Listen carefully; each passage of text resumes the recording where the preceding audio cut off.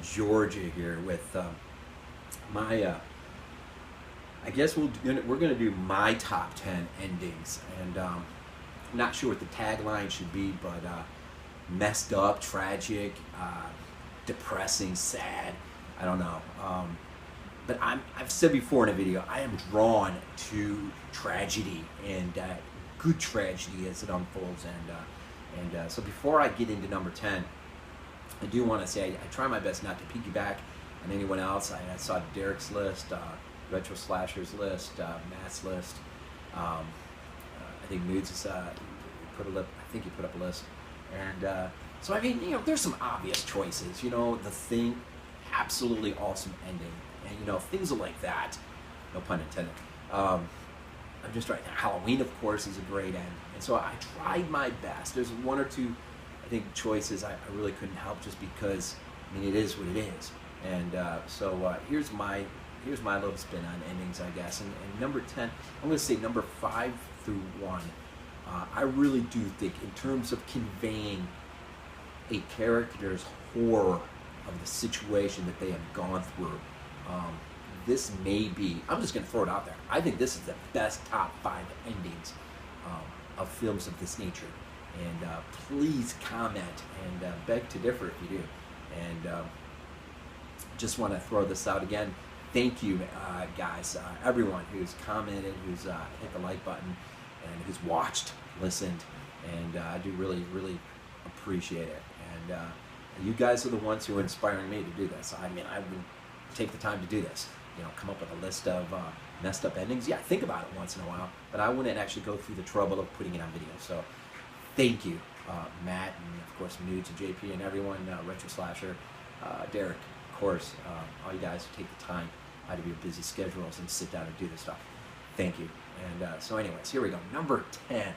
I'm just going to go 1984. When I was 14, I saw this in the theater, and the end absolutely blew me away. I mean, I walked out of that theater just like, God, this was awesome. This was awesome.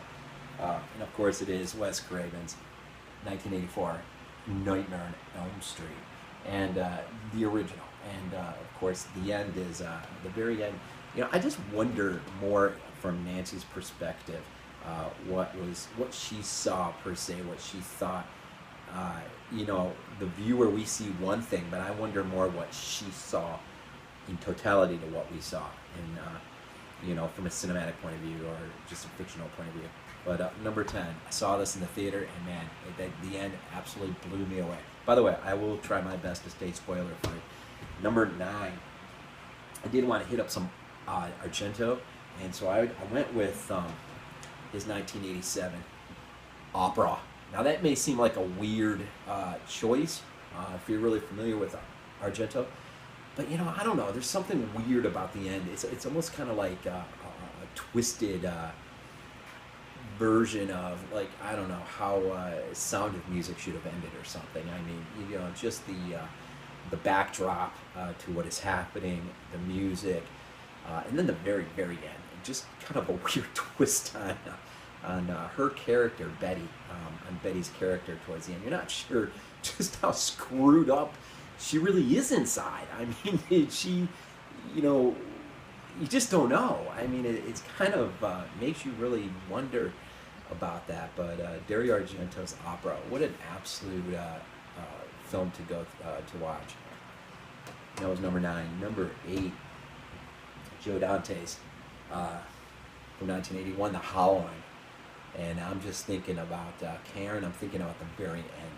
And I was thinking, of course, this is spoiler free, so I wonder how much of a nod this is from Joe Dante to Cronenberg. Cronenberg always has these not weird, but I mean interesting comments on technology and the use of media. And I wonder how much of their in the end of this. And for those who've seen it, maybe you can comment and tell me if I'm onto something. But Joe Dante, first time I saw that TV spot when I was a kid, man, I mean, I was like, dang. And it is one of my more favorite werewolf movies. So number 7 now, we will go to David Cronenberg and his 81 classic, Scanners. And I'm just thinking of Cameron and Daryl, just the battle of wills towards the end. That climax, man, that is. I mean, I revisited it a few times recently, and it still retains. I think if you've never seen Scanners, it is well worth the view. So from number 7, I hope I said Scanners. Number 6. You know, I guess it depends on your perspective or take on this, but Rick Rosenthal's entry into the, well, maybe it should have never been a franchise, but his entry into the now Halloween franchise, Halloween 2. You know, this thing was meant to end, and it does end. I guess I shouldn't go any further than that. I mean, there's a reason why Halloween 3 is Halloween 3. But I just love, I mean, the, I guess, fate and the choices that are made, the sacrifice, you know, just what needs to be done to bring things full circle, I guess, to bring things to a halt. Sometimes beg some pretty hefty things, and I'm, you know, part of me, I mean, I love the fact that Halloween has gone on and to become a huge franchise, but I just wonder what would have happened if it would have just got left there. And but that is one of my most favorite endings. I love the ending, and every time I see it, I wonder what if we never got anything else. Okay, here it is, the top 5. This is the best I can come up with. I am going to piggyback for number 5, Lucio Fulci's The Beyond. I mean, seriously, does it get any more depressing than that? For the two, Lisa and Dr. McCabe, for those two characters at the end, I don't think it gets any more depressing. And there's a lot to think about at the end of that. And I'll just leave it at that. But for number 5, and I don't know, you know, and maybe tomorrow, the next day, it's a lot higher on the list. But for now, for today, just the way my top 5 went, I just went ahead and decided to put it at 5. So I'm not trying to take anything away. This is a masterpiece of an ending here. But The Beyond for number 5. Number 4, just thinking, well, Stanley Kubrick, his 1980, The Shining.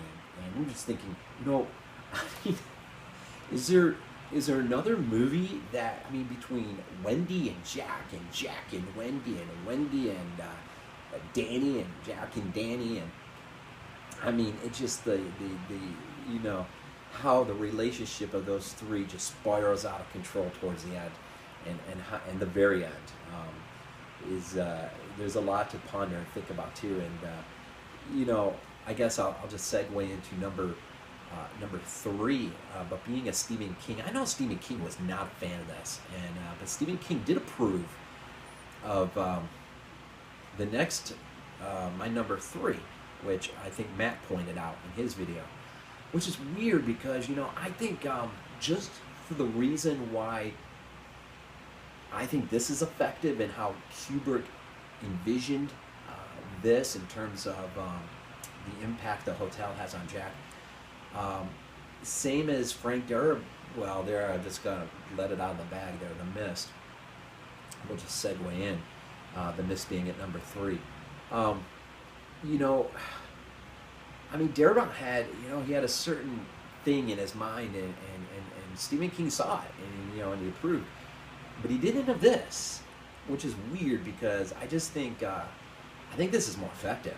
Just like the very end is more effective in The Mist, I think the end of Kubrick's Shining is much, well, the whole movie, I think, is much more effective. It's one of the rarities, I think, where the film actually outshines the book. And this one is not on my list, but I'll just go ahead and say it too. I think the film Jaws outshines the book too, so I hope I'm not stepping on any toes. But number 4 from 1980, and Shelley Duvall. Can you think of another movie that by the end, this one character is just absolutely terrified out of her mind, and she shows it absolutely beautifully. Shelley Duvall, just awesome. And again, I've already said it. Number 3, of course, the Broom edition of The Mist. If you haven't seen it in black and white, you need to see it in black and white. And I'll just say this about the end. The end, to me, there's more hope in the end than the novelization. I mean, the choices that are made, it's why we don't make certain choices in life, because you don't know what lies around the corner. I'll just leave it at that. So, I mean, I think it's more of a pronouncement on hope than a lack of hope, in spite of the end. So, I mean, I gained actually a lot of encouragement from the end, because I think it's more a statement of, here are the ramifications of making this kind of a decision and where you could be standing just moments after. And so, I mean, I'll leave it at that. All right, number 2, saw this in the theater on the big screen. It still, to this day, is one of the most powerful endings I've ever seen cinematically. I mean, we'll just go David Fincher's 1995 Seven. The end of this book with Mills, I mean, and what he has to go through and how Brad Pitt conveys that on screen, I mean, it is nothing short of absolutely amazing, and it is extremely tragic in just thinking about what follows for the story of this character, if in fact it did continue. So saw that in the theater when that first came out, and that is just an absolutely powerful way to end the film. And so for number 1, I kept thinking and rocking through, and I didn't want to do anything cliche, and I wanted to surprise people, but I didn't want to just pick something just to pick something. This end of this film, it does not wear on me. I mean, I can watch it, and if you just let yourself really get sucked into the character, and it's a long film, and you get to the very, very end, and you get to that climax at the end, as it finally hits, and the transition between the climax into, it's just hard to really go into in words without giving much away in terms of what is happening at the end. But I've got to, one of the few times I really got to get it to Rob Zombie for ending a movie.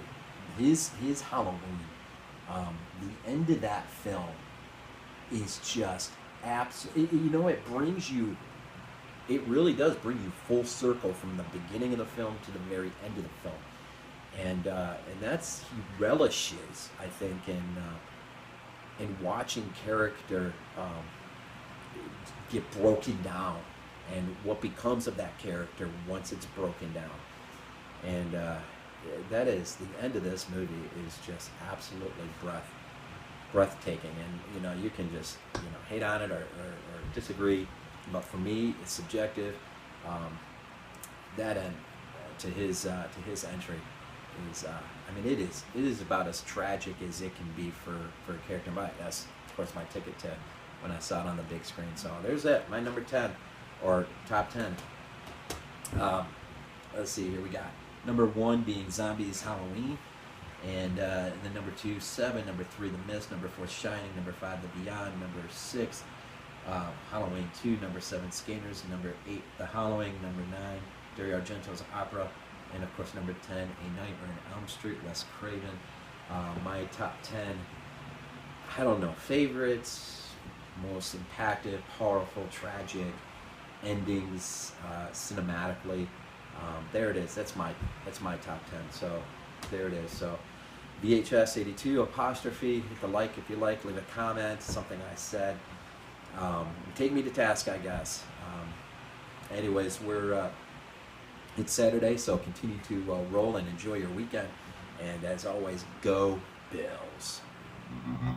One of these days, I'm going to get to it. This is...